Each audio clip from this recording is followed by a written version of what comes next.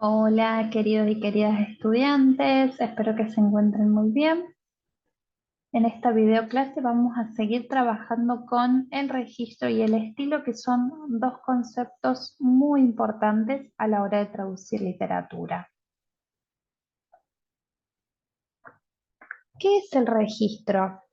El registro es la adecuación del uso de la lengua a la situación comunicativa, es decir, al contexto en el que se encuentran los hablantes o los personajes de la obra.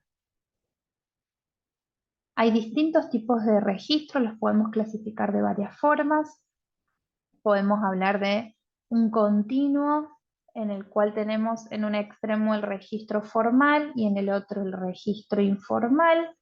Lo mismo podemos hacer con el registro oral y el registro escrito, y con el registro para un público general y un público más bien especializado.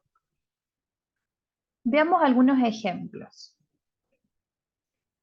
En el diagnóstico trabajamos con la novela policial A Killing of Innocents, y en dicho fragmento el detective se presentaba, ¿sí? Veía por primera vez a una de los personajes, que es una compañera de cuarto de la víctima que había sido asesinada. Entonces el contexto era muy formal porque el detective es de alguna manera una autoridad, una figura pública, em, y estamos hablando de un contexto de un crimen bastante grave, ¿no es cierto? Y bueno, y estas personas se veían por primera vez. Entonces el contexto es muy formal. Si nosotros en una traducción decimos, bien, tu hermano, necesitamos hablar con él, obvio, esto no corresponde con el registro del texto original. Lo correcto sería emplear la tercera persona en español, usted. Entonces, su hermano. Necesitamos contactarlo, por supuesto. Nosotros como traductores tenemos que tener esa capacidad, esa habilidad de detectar los distintos registros y hacer que nuestras traducciones se ajusten a dichos registros. Aquí tenemos un ejemplo de la novela psicológica NEC con la que hemos trabajado. Esto es un fragmento de una noticia que aparece en un diario de la época, y el registro escrito es un registro que, y sobre todo en este caso periodístico, se caracteriza por oraciones bastante largas, con subordinadas, con nominalizaciones, y bueno, esto se tiene que plasmar en nuestra traducción. Tenemos que respetar ese registro. ¿Por qué? Porque es el contexto comunicativo. Y son las características de este contexto y nosotros tenemos que replicarlas. Si no, estamos cometiendo un error de sentido y, bueno, de registro, obviamente. Bien, ¿qué es el estilo? El estilo es el resultado de una selección entre muchas variables lingüísticas. Son elecciones que hace el autor o la autora en cuanto a la sintaxis y al léxico. Vamos a ver ahora varios ejemplos de estilo que, digamos, distintos elementos que hacen al estilo que nosotros tenemos que tener en cuenta a la hora de traducir para lograr traducciones de buena calidad y ricas en estilo. Bien, algo primordial es el uso de la voz pasiva.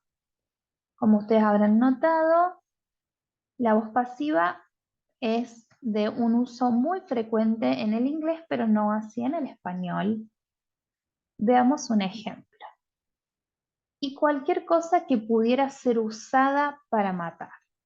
¿Sí? Esto es de uno de los trabajos prácticos que hicimos sobre la novela Nick. Obviamente esta traducción no es natural, No es natural, ¿por qué? Porque la voz pasiva participial no es de uso frecuente en español. ¿Cómo podemos mejorar esta traducción? Con la voz pasiva refleja, con la voz pasiva con C. Y cualquier cosa que pudiera usarse para matar y cualquier cosa que se pudiera usar para matar. Comparemos ambas versiones. Las dos de abajo son mucho más naturales y estilísticamente mejores. Lo mismo sucede con la personificación de las partes del cuerpo y de distintos objetos, lo cual es muy común en inglés, pero no en español. Veamos un ejemplo. Su pie golpeó, luego su pierna comenzó a temblar y deseó tener algo para disparar. Esto es un calco del texto original. Estamos personificando el pie, personificando la pierna. ¿Qué es lo correcto? Lo correcto sería enfocar la acción en la persona que la realiza, como en la traducción que tenemos abajo. Dio un golpecito con el pie, luego le comenzó a temblar la pierna y entonces deseó tener algo para disparar. Tenemos un sujeto tácito en dio, pero ¿quién dio el golpecito con el pie? Una persona. Y luego le comenzó a temblar el pie a alguien. Ya tenemos a alguien que está realizando estas acciones. Ya se perdió esta personificación de las partes del cuerpo y además, como hemos visto, tenemos que evitar los determinantes posesivos con partes del cuerpo. La cacofonía.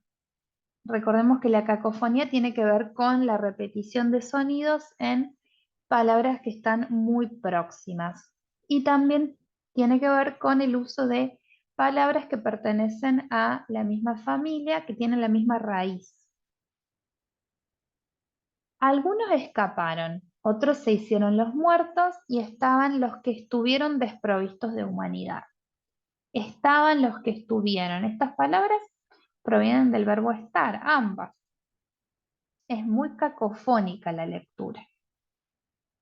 Algunos escaparon, otros se hicieron los muertos y otros que estaban desprovistos de humanidad. Veamos cómo cambia el estilo, ¿sí? La segunda versión fluye mucho mejor y tiene un estilo realmente distinto, eh, realmente se nota la diferencia. Otro aspecto para mejorar el estilo, reemplazar la descripción por términos específicos. Otro sostenía la parte posterior de la cabeza con ambas manos. Bien, si vamos a la novela Nick, el texto original dice exactamente esto. Es una traducción literal, lo cual no está mal. No está mal. No hay, la oración es gramatical, no hay distorsiones, no hay omisiones, adiciones, es correcto. Pero ¿podemos mejorarla estilísticamente esta traducción? Sí podemos. ¿Por qué? Porque la parte posterior de la cabeza se refiere a la nuca. Nosotros en español tenemos un término para esa frase y no es un tecnicismo, es una palabra de uso cotidiano. Entonces podemos decir, otro se sostenía la nuca con ambas manos. El estilo es mejor si usamos términos específicos. Lo mismo podría ser si dijera la parte superior de la cabeza, es decir, la coronilla. También tenemos un término nosotros en español para eso. Las palabras comodín y cualquier otra cosa que pudiera usarse para matar. Y cualquier otro objeto, elemento que pudiera usarse para matar. ¿Cuáles son las palabras comodín? Cosa, bueno, malo, el verbo hacer, decir, poner, tener, realizar. ¿Por qué son palabras comodín? Porque son palabras demasiado genéricas. Como vimos recién, el estilo mejora cuando logramos mayor especificidad. No confundamos especificidad con tecnicismo, ¿sí? Porque si el autor no emplea un campo semántico técnico específico, nosotros tampoco tenemos por qué hacerlo. Pero podemos usar un vocabulario más, eh, más específico, valga la redundancia. Así que realmente evite todas estas palabras comodín que hacen un estilo más pobre. Entonces, en vez de cosa, podemos usar objeto, elemento. Evitemos entonces estas palabras comodín. Por ejemplo, en vez de decir hacer la comida, podemos decir preparar la comida, cocinar. ¿Sí? Empecemos a tener esto en cuenta para poder mejorar nuestro estilo a la hora de traducir. Los adverbios de relieve. Ella solo sonrió y se apartó el pelo de la cara con los dedos llenos de harina. Ella se limitó a sonreír y luego se apartó el pelo.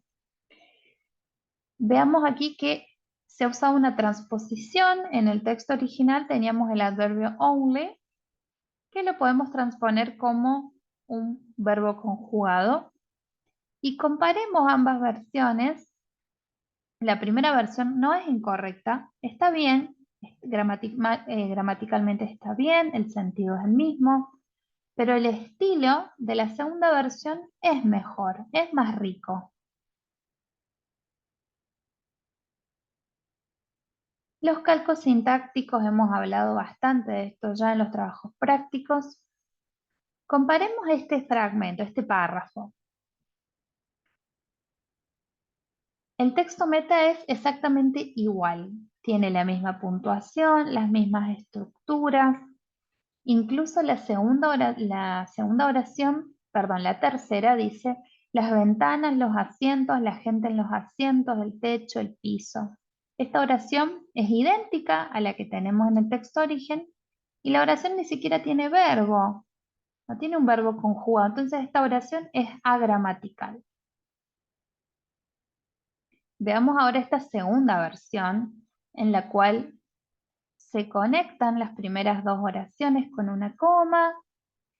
Se emplean los dos puntos para introducir una enumeración explicativa. Se cambia el término the people in the seats por los pasajeros, que es un término específico. Notemos entonces cómo la segunda versión es mucho mejor estilísticamente y también gramaticalmente, porque la anterior, incluso con los calcos, tiene errores gramaticales sintácticos. Veamos entonces cómo esta segunda versión mantiene el mensaje, dice exactamente lo mismo, pero la traducción es mucho más natural, gramaticalmente es correcta, tiene un mejor uso del léxico, un mejor uso de la puntuación. Hay total fidelidad al texto origen, pero el estilo es mucho mejor. Bueno, de esto se trata traducir, ¿sí? De ser fieles a nuestro texto origen, de respetar el encargo de traducción, pero poder usar toda la riqueza de nuestra lengua, la gramática de nuestra lengua, la puntuación, el léxico de nuestra lengua y poder lograr traducciones que se asemejen a lo que tenemos en esta segunda versión. Otro ejemplo. The longest he had ever spent time with any woman. El tiempo más largo que jamás había pasado con cualquier mujer. Es un calco de el texto origen. No está mal, pero podemos decir que en realidad sí hay cierta redundancia. Este jamás lo podemos omitir. El tiempo más largo que había pasado. Si ya con el tiempo verbal ya denota que jamás había sucedido, entonces es redundante en realidad.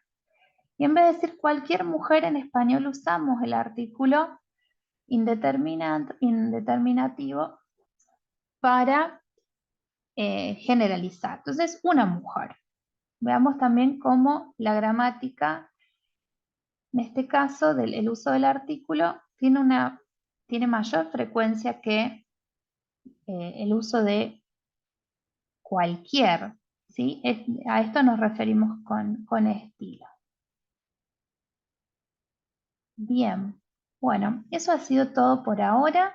Estos son tan solo algunos ejemplos para invitarlos a pensar en el estilo, en su estilo como traductores y empezar a reflexionar y encontrar distintas maneras que podemos emplear para mejorar nuestro estilo, que esto es obviamente algo que lleva años y mucha práctica, mucha experiencia. Pero bueno, esa es la idea, ¿no es cierto? Dejar un poco de, ese, de esas ideas para que uno pueda reflexionar y con la práctica poder cada vez mejorar más el estilo. Bueno, tenemos esta semana 2 trabajos prácticos para realizar, un cuestionario y una traducción. Así que estaremos en contacto a través del foro.